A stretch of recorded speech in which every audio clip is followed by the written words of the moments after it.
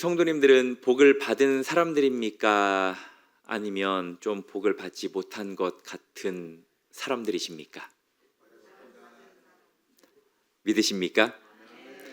우리가 이제 다른 사람들을 보면서 저 사람은 참 복 받은 사람이야 라고 이야기를 할 때 대부분 그 복은 이 세상의 성공과 좀 관련된 그러한 내용들이라고 생각을 하거든요.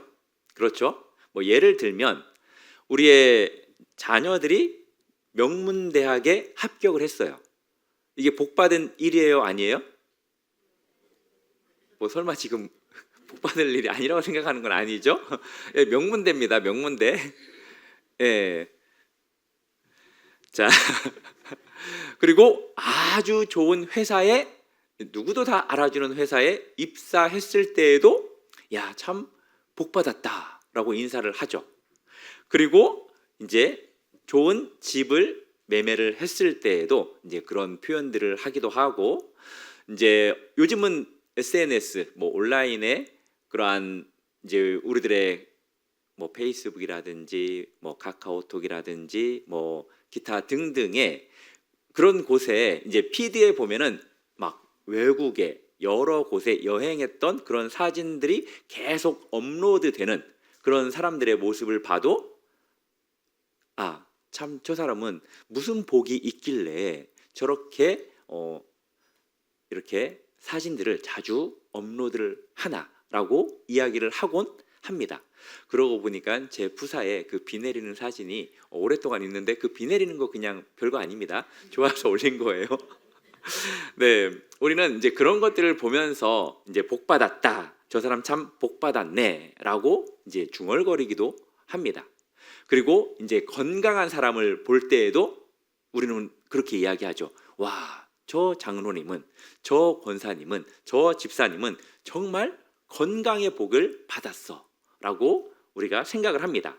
그리고 이제 가정이 화목한 그러한 사람들을 보면 또 그렇게 이야기를 하고, 또 이제 결혼들을 잘했을 때, 자녀들이 출세했을 때에도 이제 그런 표현들을 쓰는데 참 흥미로운 사실이 있어요. 그게 뭐냐면 이런 복 받은 사람들이 이제 너나 할 것 없이 대부분 우리들이 기대하는 그런 이야기들도 하지만 그 기대를 벗어나는 이야기들을 가끔씩 한다는 거예요.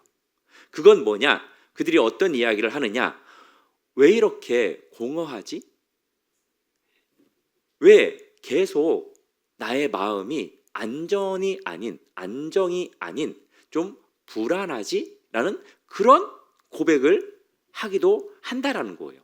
그리고 더 채워도 만족하지 않는다라고 그렇게 이야기를 한다는 겁니다.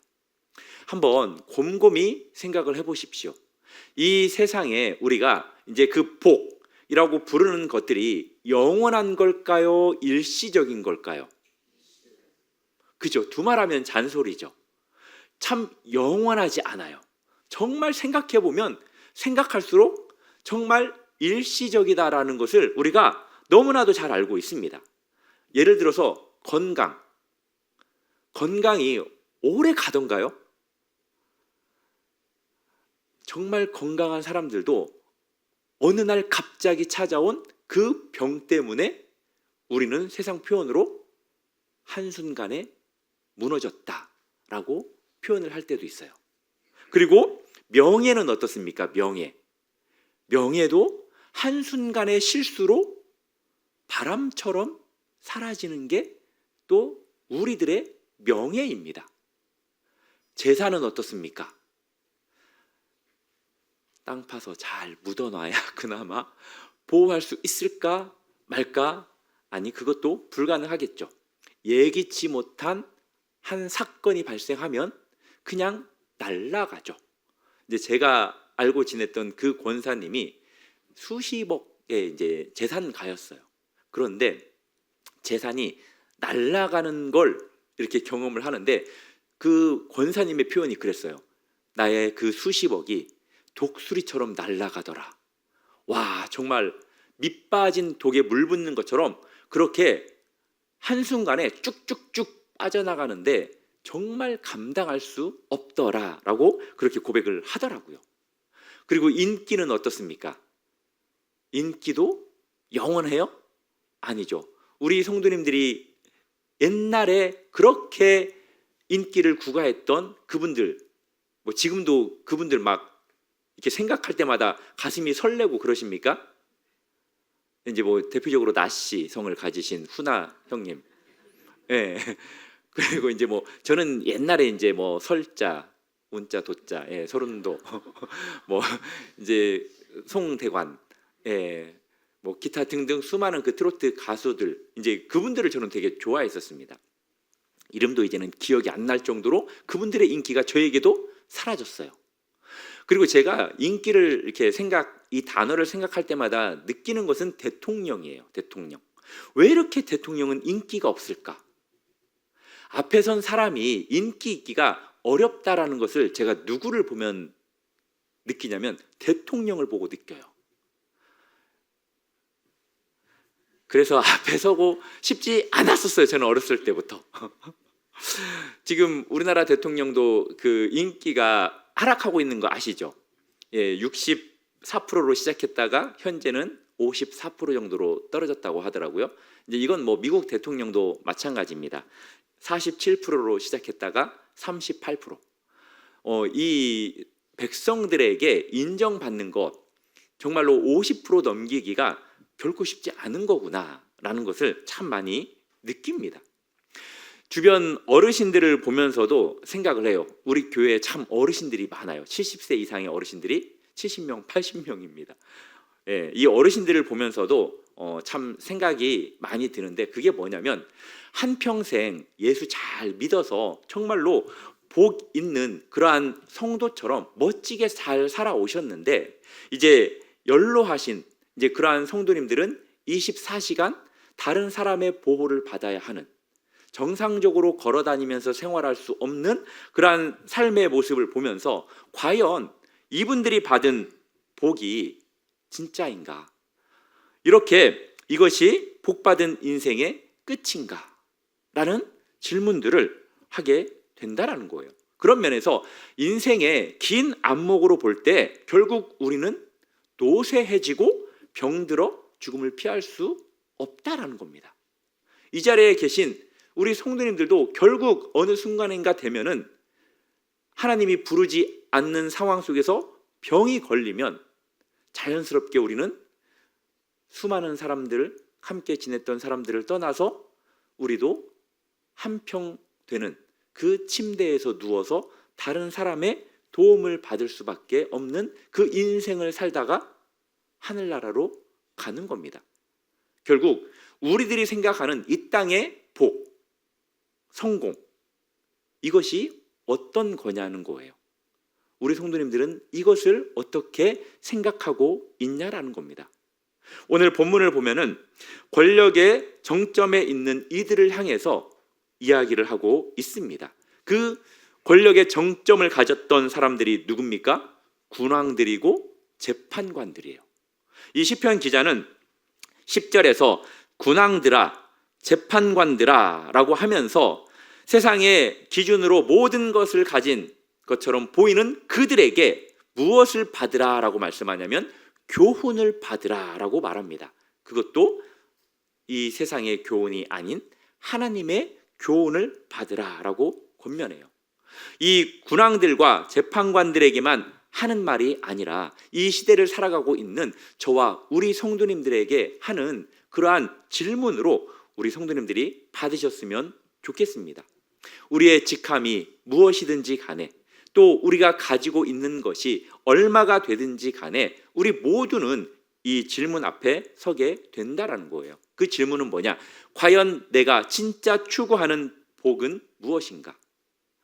내가 추구하는 것이 진짜 복인가? 라는 그러한 질문을 우리가 받게 된다는 거고, 그 질문 앞에 우리는 서게 된다라는 거예요.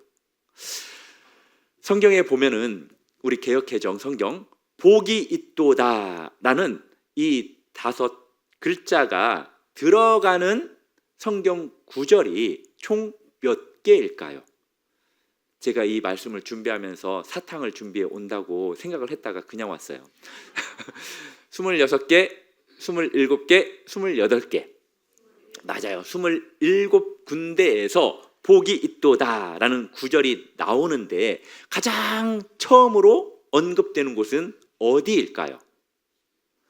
예, 센스 있는 분들은 시편이라고 이렇게 답을 하죠. 예, 맞습니다. 오늘 읽었던 본문 시편 2편에서 처음으로 복이 있도다라는 그러한 단어가 여기서 언급이 되는데 27번의 복이 있도다라는 것을 살펴보면 이 복이 현세의 복과 내세의 복으로 나뉘는 것을 우리가 보게 돼요. 성경은 복과 관련해서 분명한 세 가지 전제를 가지고 있어요. 그 첫 번째는 뭐냐? 이 복을 주는 대상이 누구냐는 거예요. 복을 주는 분은 누구일까요? 그렇죠. 복이라는 것은 우리가 방금 전에 언급했던 그 건강, 재산, 그리고 좋은 대학에 들어가고 좋은 사람 만나서 살아가는 이 모든 것들은 우연이 아니라는 거예요. 그리고 그 빨래판 할 때 그 빨자 있잖아요. 운빨이 아니라는 거예요. 이 복은 누가 주는 거예요? 하나님이 주신다라는 거예요. 하나님으로부터 복이 온다라는 사실을 믿으시기 바랍니다.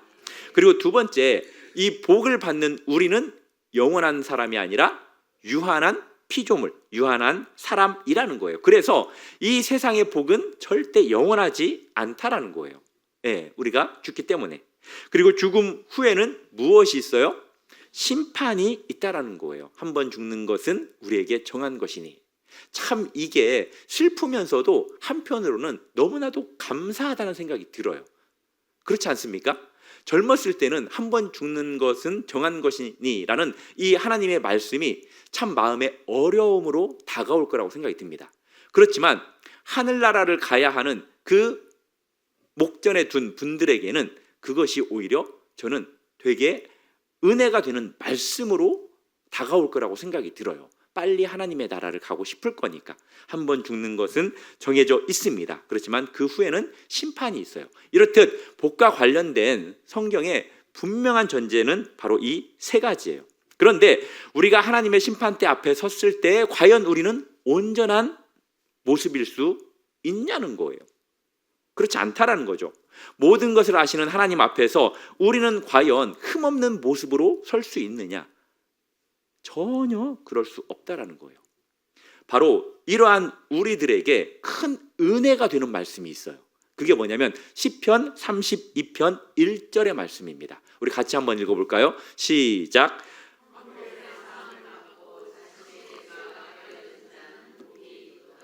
아멘. 믿으십니까? 여기에서 보면은 죄가 없는 사람이 아니라 죄가 가려진 자는 복이 있도다라고 이야기를 합니다. 시편 기자는 명확한 답을 제시해요. 오늘 본문 12절에 보면은 여호와께 피하는 모든 사람은 다 복이 있도다. 여기에서 피한다라는 이 말은 단순히 어려운 상황 속에서 도망친다라는 그런 의미가 아니죠. 히브리어로는 하사라는 동사인데요. 안전한 곳으로 피신하다, 보호를 구하다라는 그러한 의미입니다. 마치 비바람이 치는 이 폭풍우 속에서 견고한 피난처를 찾아 들어가는 것처럼 인생의 모든 불확실성, 위기 가운데에 누구를 향해서 가는 것이 바로 복이라는 거예요? 하나님을 향해서 가는 것이 복이라는 겁니다. 믿으십니까? 시편 146편에서는 이렇게 이야기를 해요. 3절 5절인데요. 저와 함께 교독하겠습니다. 귀인들을 의지하지 말며 도울 힘이 없는 인생도 의지하지 말지니.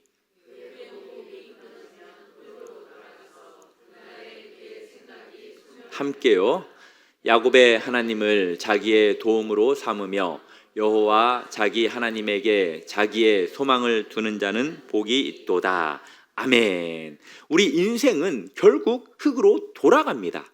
그 누구도 우리의 도움이 대상이 될 수 없다라는 거예요. 귀인들을 의지하지 말고 도울 힘이 없는 인생도 의지하지 말라라고 이야기를 한다는 거죠. 그래서 성경은 하나님께 소망을 두는 자에게 또 다른 길이 열린다라고 지금 그렇게 선포하고 있는 거예요. 믿으십니까? 조금 전에 몇 시간 전에 이제 저희 머더하고 잠깐 통화를 했어요. 그랬더니 저희 머더가 이제 이런저런 말씀을 하시면서 그런 이야기를 하더라고요. 참 하나님이 있어서 너무 감사하다고. 자기는 이렇게 많이 이야기를 할 수 있는 그런 대상이 좀 부족하다라고 생각을 했나 봐요. 이제 그러면서 하나님에게 자기가 이야기를 하면서 하나님께 그렇게 위로를 많이 받는다라고 이야기를 해주시더라고요. 사랑하는 성도 여러분, 세상의 다른 사람들에게 이야기를 한들 그게 얼마나 위로가 되겠습니까? 그렇지만 우리 하나님에게 받는 그 위로는 다른 사람들이 줄 수 없는 아주 큰 위로라는 사실을 기억하시고, 마음의 근심과 걱정과 아픔과 어려움들이 있으면 다른 사람들보다도 하나님 앞에 아뢰고 하나님께 위로를 받는 우리 성도님들이 되기를 주님의 이름으로 축복합니다. 우리 스스로의 힘과 지혜로 부를 창출할 수 있어요. 높은 지위에도 오를 수 있습니다. 그렇지만 그것이 진정한 복은 아니에요. 진정한 복은 하나님으로부터 오는 것임을 기억하시기 바랍니다. 11절을 볼까요? 11절에 보면은 여호와를 경외함으로 섬기고 라는 표현이 있어요. 여기에서 경외라는 이 단어를 어떻게 이해하고 있으십니까?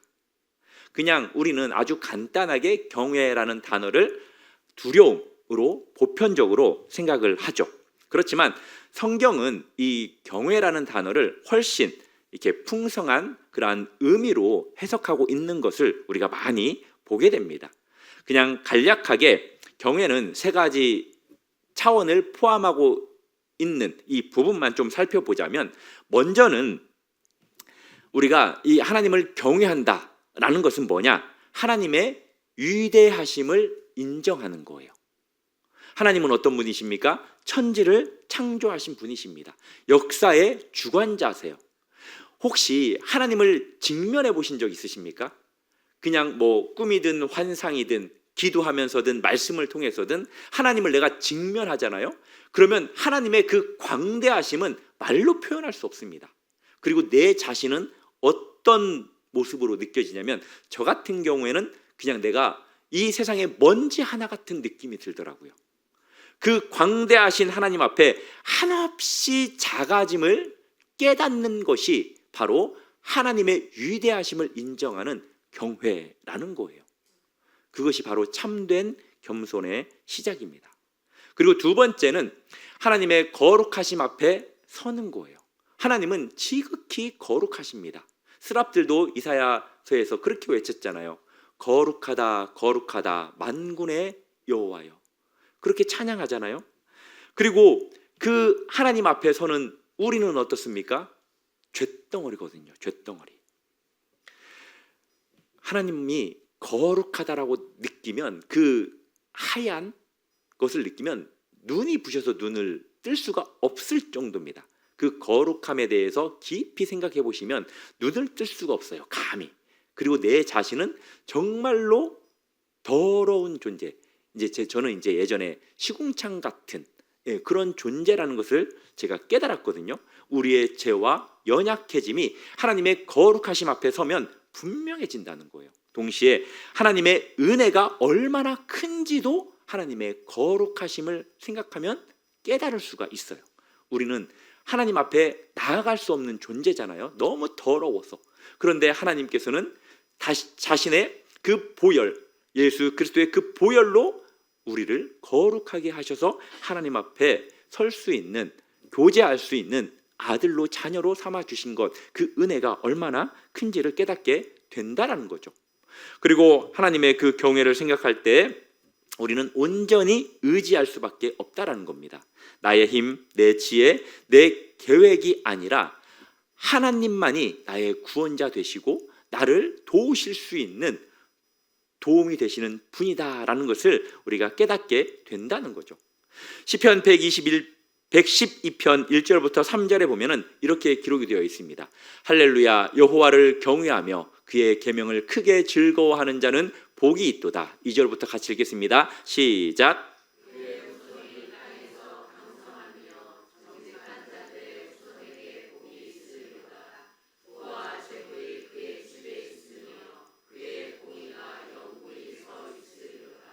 아멘. 우리는 이 1절부터 3절까지 말씀을 보면 2절, 3절이 되게 마음을 기쁘게 하죠. 우리의 후손이 땅에서 강성해지고 정직한 자들의 후손에게 복이 있을 것이다. 부와 재물이 그의 집에 있으며 그의 공의가 영구히 서 있으리로다.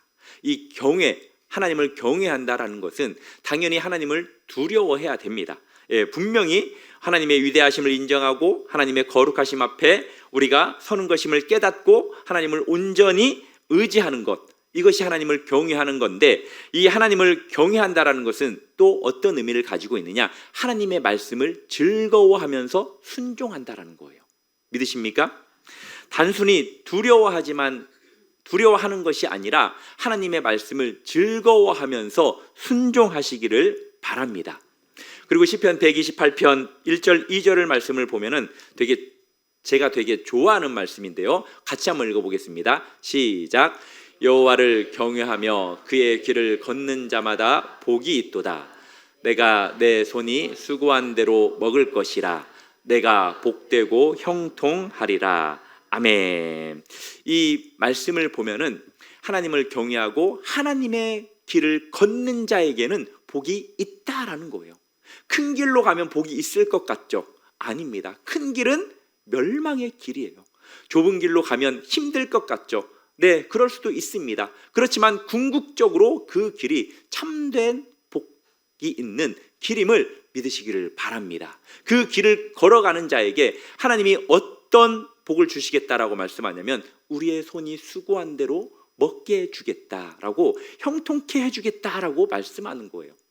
사랑하는 성도 여러분, 얼마나 세상 사람들이 자신의 손에 그 수고를 통해서 부를 이루려고 합니까? 그렇지만 그 복을 얻으려고 합니까? 부보다도 복이죠. 그렇지만 그 수고한 대로 다 복을 못 얻는다는 거예요. 결국에는 없어질 세상의 것, 그것만 추구한다라는 거죠. 그렇지만 우리에게는 세상의 복과 함께 영원한 복을 같이 주신다라는 것입니다. 믿으십니까? 12절 말씀 볼까요? 오늘 본문 12절에 보면은 그의 아들에게 입맞추라. 그렇지 아니하면 진노하심으로 너희가 길에서 망하리니. 이 구절은 누구에 대한 예언이냐면 메시아에 대한 예언이거든요. 그 아들에게라는 표현은, 그리고 입맞춤이라는 것은 그냥 단순한 뽀뽀를 의미하는 게 아닙니다. 고대 근동 문화에서 이 입맞춘다라는 것은 어떤 의미를 내포하고 있냐면 충성과 또 경배를 내포하고 있는 표시예요. 그래서 이 입맞춤이라는 이 표현, 그리고 이제 그의 아들에게라는 특별히 이 표현은 우리가 신약의 말씀, 이제 신약의 빛 아래에서 우리가 이 말씀을 해석을 해야 되고, 그럴 때 더욱더 선명해집니다. 방금 전에 이야기했듯이 그의 아들은 메시아, 누구? 예수 그리스도를 의미하는 거거든요. 그래서 하나님께로 피하는 길은 누구를 통해서 피할 수 있다라는 걸까요? 예수 그리스도를 통해서 피할 수 있다라는 거죠. 요한복음 14장 6절 말씀 아시죠? 예수님께서 말씀하셨습니다. 내가 곧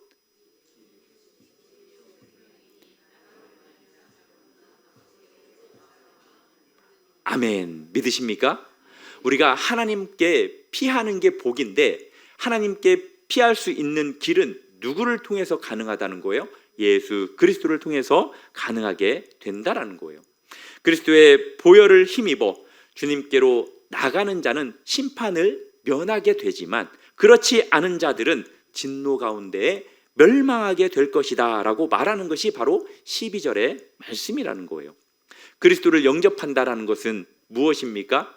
예수님께서 나의 죄를 위해 십자가에서 죽으셨음을 믿는 것, 이것이 바로 우리가 주님을 영접한다는 것이고, 그분이 또 부활하셔서 죽음을 이기셨음을 고백하는 것, 그분을 나의 주님으로 모시고 순종하며 따르는 것.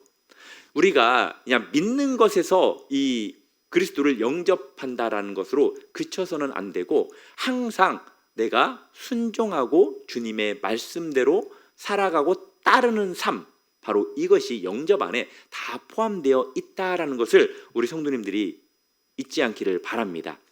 이것이 영원한 복으로 들어가는 유일한 문이라는 거예요. 제가 서두에 이야기했죠. 성경은 두 종류의 복을 균형 있게 이제 설명을 한다라는 것. 첫 번째는 현세의 복이라고 이야기를 했습니다.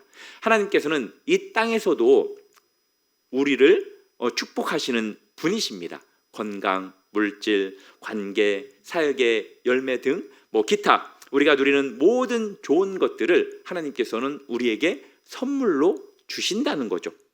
그래서 시편 128편에서 이야기했듯이 하나님을 경외한 자는 손이 수고한 대로 먹으며 복되고 형통하다라고 말씀을 했습니다.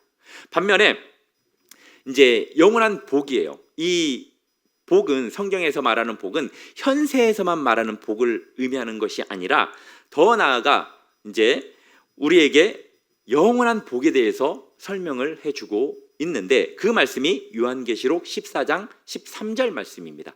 같이 한번 읽어보겠습니다. 시작.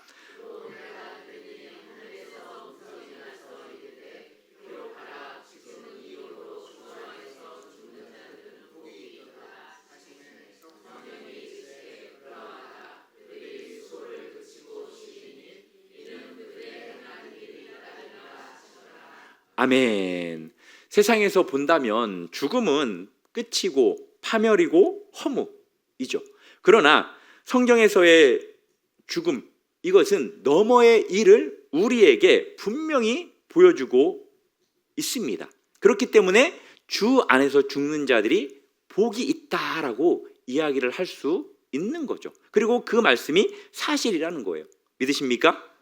요한계시록 19장 9절에서도 이렇게 말합니다. 천사가 내게 말하기를 기록하라. 어린 양의 혼인잔치에 청함을 받은 자들은 복이 있도다.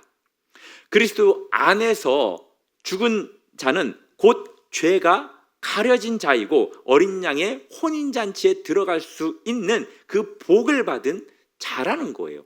믿으십니까? 우리가 여기서 놓치지 말아야 할 그러한 진리가 있습니다. 그건 뭐냐? 현세의 복은 언제나 일시적이라는 거예요. 영원하지 않다라는 거예요. 반면에 그리스도 안에서 받은 복은 영원하다라는 것, 그 사실을 믿으시기를 바랍니다. 오늘 말씀이 조금 긴데 우리는 순례자죠. 나그네입니다. 그렇죠? 여기서 나그네 아닌 분 있어요? 순례자 아닌 분 있어요? 나는 나그네도 아니고 나는 순례자 아니다. 그 유명한 가요 있잖아요. 인생은 나그네 길 어디서 왔다가 어디로 가는가. 참 제가 이걸 초등학교 때 불렀다라는 게 참 신기하죠. 예, 우리는 나그네입니다. 예, 순례자는 어떤 의미를 가지고 있냐면 이제 질문하는 자라는 의미를 가지고 있어요. 특별히 이제 티베트 언어 가운데 인간, 우리 사람이라는 의미가 어떤 의미냐면 걷는 자 혹은 걸으면서 방황하는 존재라는 의미를 가지고 있대요. 우리 인간을 걷는 자, 걸어가면서 방황하는 존재. 이 말 자체가 인생은 순례자라는 거예요. 인간은 쉼 없이 계속해서 걷는 자들입니다. 끊임없이 걷고 있지만 그 목적지를 알지 못해 방황하고 걷는 자신이 누구인지 알지 못해서 불안해하는 존재가 바로 인간이라는 거예요. 그래서 필연적으로 질문이 따라온다는 거죠. 사람들에게는 어떤 질문이냐? 나는 누구인가? 나는 어디로 가고 있는가? 라는 그 근본적인 질문을 할 수밖에 없는 존재가 바로 우리 인간이라는 거예요. 그러나 예수 그리스도를 만난 순례자들, 우리들이죠. 우리 순례자들에게는 이런 질문들이 효력이 있는 걸까요? 없는 걸까요? 없게 된다라는 거예요. 왜냐? 우리는 어디서 왔으며 어디를 향해서 가고 있는지 너무나도 잘 알고 있기 때문이죠. 그러한 이제 질문들은 다 공허합니다. 이제 다 사라지고, 그런데 우리에게도 질문은 주어진다는 거예요. 그 질문은 어떤 질문이냐? 예수님께서 베드로에게 했던 질문이라는 거예요. 예수님께서 베드로에게 뭐라고 질문했죠? 너는 나를 누구라 하느냐? 이 질문을 예수님께서 베드로에게 했던 것처럼 우리들에게도 한다라는 거예요. 요구된다라는 거죠. 그래서 베드로가 뭐라고 답을 합니까? 그리스도시요 살아계신 하나님의 아들이십니다 라고 고백을 하잖아요. 그때 예수님께서는 아주 중요한 두 가지 이야기를 베드로에게 말합니다. 첫 번째는 너의 이름을 시몬이 아닌 베드로라고, 그리고 너의 반석 이름, 그 반석 위에 교회를 세우겠다라고 이야기를 하시고, 또 두 번째는 어떤 이야기를 하냐면 예수님께서 내가 예루살렘으로 올라가서 십자가를 지고 순환을 당할 것이다 라고 그렇게 이야기를 합니다. 그래서 예수를 그리스도라고 고백한 사람들은 어디에 있어야 하는지를 가르쳐주는 그 사명의 질문이 너는 나를 누구라 하느냐라는 질문이 된다라는 거예요. 그렇게 베드로도 순례자의 길을 그 질문으로부터 시작이 되었다라고 말씀드릴 수 있다라는 거죠. 그럼에도 불구하고, 이렇게 답변했음에도 불구하고 베드로는 어땠습니까? 주께 올린 그 답변이 무색하리만큼 때로는 넘어지고 실패하고 예수님을 부인했습니다. 그럼에도 불구하고 그는 다시 일어서서 다시 자신의 그 걸어가야 할 사명의 길을 걸어가죠. 처음처럼 완전히 물러났었습니다. 그렇지만 주님께서 찾아와서 손을 잡아 일으켜 주신 후에는 예수님의 뒤를 따라가 결국 베드로도 십자가에서 그렇게 처형을 당합니다. 베드로의 여정의 끝에서 남긴 것은 누구입니까?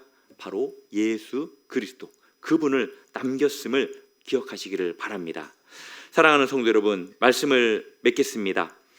나이가 들어 얼마 남지 않은 생을 살아가는 사람들이 바라는 희망이 무엇일까요? 병들어서 죽음을 앞둔 그러한 삶 속에서 마지막 바라는 희망이 무엇일까요? 대부분 그 사람들이 바라는 삶은 하나님의 나라라고 생각합니다. 저도 그럴 거예요. 마지막 죽기 전에는 하나님 저를 받아 주시옵소서라고 고백할 것 같습니다. 우리는 이 믿음을 가진 사람들이죠. 이 믿음은 무엇입니까? 나의 죄를 예수 그리스도의 보혈로 용서해 주셨다라는 것. 부활하신 예수 그리스도를 믿음으로써 죄 사함을 받은 그 은혜로 하나님의 영원한 나라에 들어간다라는 그 사실을 믿는 그 복이 우리에게 온전히 주어지는 것 아니겠습니까? 제가 처음에 질문했죠. 복 받은 사람입니까? 나는 복을 받지 못한 것 같아라고 생각하십니까? 둘 다 생각이라고 질문을 했었는데 어떻습니까? 가끔씩 보면은 그리스도인들 가운데에서도 야, 나는 참 왜 이렇게 지지리도 복이 없냐라고 한탄하시는 분들이 있어요. 그런 한탄하시는 분들을 보면은 우리 성도님들이 다음에 혼내주십시오. 오늘 말씀을 근거해서 야, 그게 무슨 소리냐? 예수 믿는 것 자체가 엄청난 복이지. 이 세상에 그 어떤 복과 비할 수 있냐라고 혼내주시기를 바랍니다. 사랑하는 성도 여러분, 우리는 누굽니까? 우리는 세상을 넘어 하나님 나라에 이르는 영생의 복을 얻은 존재입니다. 믿으십니까? 진정으로 복받은 사람은 어떤 사람이냐? 오늘 말씀을 근거했을 때 여호와께 피하는 사람이 진짜 복받은 사람이에요. 이 사람들은 앞으로 어떤 삶을 살아야 하느냐? 세상이 주는 것에 흔들리지 않으셔야 돼요. 죽음 너머를 바라볼 수 있는 믿음이 있으셔야 됩니다. 환난이 찾아왔을 때에도 주님이 주시는 평안을 누릴 수 있어야 하고요. 그리스도 안에서 영원한 소망을 가진 사람들처럼 그렇게 당당하게 살아가시기를 바랍니다. 주님께서 이제 우리에게도 그 응답을 기대하시면서 질문해요. 너는 나를 누구라 하느냐? 이 숭고한 주님의 질문 앞에 우리 성도님들이 당당하게 답을 하시기를 바랍니다. 그리고 요한복음 13장에 보면은 예수님께서 제자들의 발을 씻기시고 유다가 배반할 것을 이야기해 주시고 그들에게 새 계명을 주거든요. 서로 사랑하라. 그러면서 이제 당신이 떠날 것에 대해서 이야기를 해요. 그러면서 베드로가 이렇게 예수님에게 질문을 합니다. 주여, 어디로 가시나이까? 예수님께서 어디로 가는지 베드로는 몰라서 질문했는지 알고 질문했는지 정확히 알 수 없지만 우리는 어떻습니까? 어디로 가셨는지를 정확히 아는 사람들이죠. 그 예수님께서 걸어가셨던 그 삶에 우리가 따라 걸어가는 삶이 되기를 주님의 이름으로 축복합니다.